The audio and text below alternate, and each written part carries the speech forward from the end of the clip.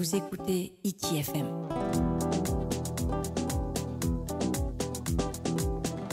ITFM, la plus belle des radios.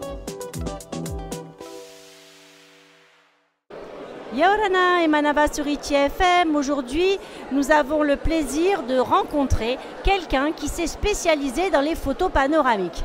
Alors les photos panoramiques, c'est la grande découverte pour tous ceux qui ont des smartphones, hein, parce que c'est gigantesque, on arrive à faire des super photos qu'on ne pouvait pas envisager avant. Mais là, on a affaire quand même à quelqu'un qui a mené l'art de la photo panoramique à un autre niveau. Et donc, on a le plaisir de rencontrer Thierry de Wild, qui va nous parler de ses photos. Yaorana. Yaorana, donc ça fait 35 ans que je suis en Polynésie. J'avais l'habitude d'aller sous l'eau, donc je faisais des photos sous-marines jusqu'à présent et je me suis décidé à franchir la surface et à faire des panoramiques des hauts lieux de la Polynésie, notamment des îles Moorea, Bora et Fakarava. Alors tu es on va le dire, un jeune retraité. Et du coup, néanmoins, avant, quelle est la place de la photo dans ta vie? Et ensuite, tu m'expliqueras comment tu en es venu à faire des photos panoramiques. J'ai commencé au tout début de ma carrière d'infirmier à faire de la photo sous-marine avec les Nikonos 2, 3, 4. Et ensuite, je me suis spécialisé dans les caissons et depuis qu'il y a le numérique, je m'éclate avec des appareils qui sont moins encombrants et qui font des meilleures photos au niveau de la finesse du grain. Et c'est pour ça que je me suis lancé dans la photo numérique. Alors, les gens qui font des photos panoramiques avec leur téléphone voient bien que ce n'est pas du tout le même résultat que tu arrives à obtenir. Alors du coup, explique-nous un petit peu. Quelle est la méthode que tu emploies pour obtenir ces magnifiques clichés panoramiques? J'ai choisi un appareil photo qui fait les photos panoramiques, donc je ne me suis pas trop cassé la tête. Mais d'un autre côté, il me suffit de me mettre dans une position bien stable et de naviguer à 180 degrés. Voilà. Tu fais ça sans pied, vraiment à la main?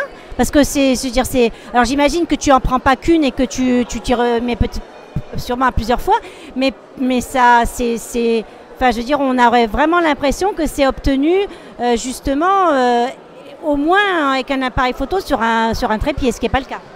C'est pas le cas. Je fais sans pied comme ça à l'impro. Alors où est-ce qu'on fait développer des photos à ces formats-là? C'est TRI qui fait les développements en général de OOA, chez qui je me suis adressé cette année pour justement avoir un format adapté. C'est quand même 140 cm sur 26 et on respecte le format de la prise de vue. Il n'y a pas de redécoupage derrière de la photo, c'est ça que tu veux dire.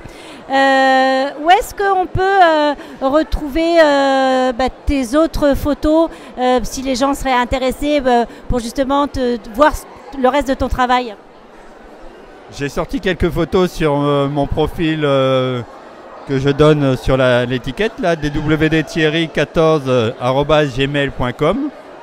Et de temps en temps, je sors une vidéo, un montage vidéo sur YouTube ou sur Facebook.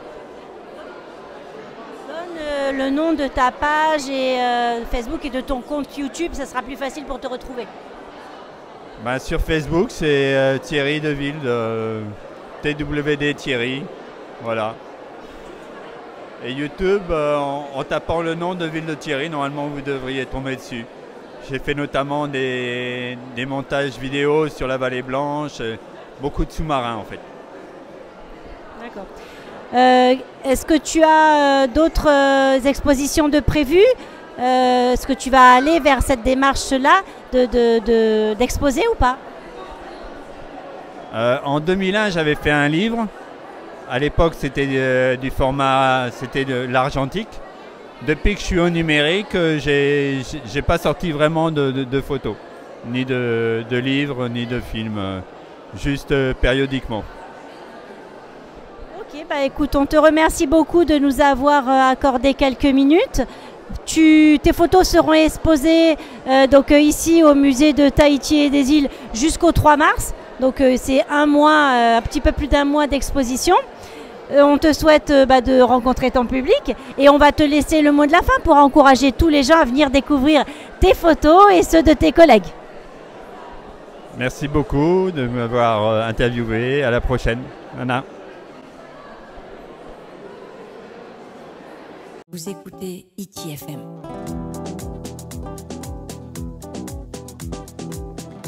ITFM, la plus belle des radios.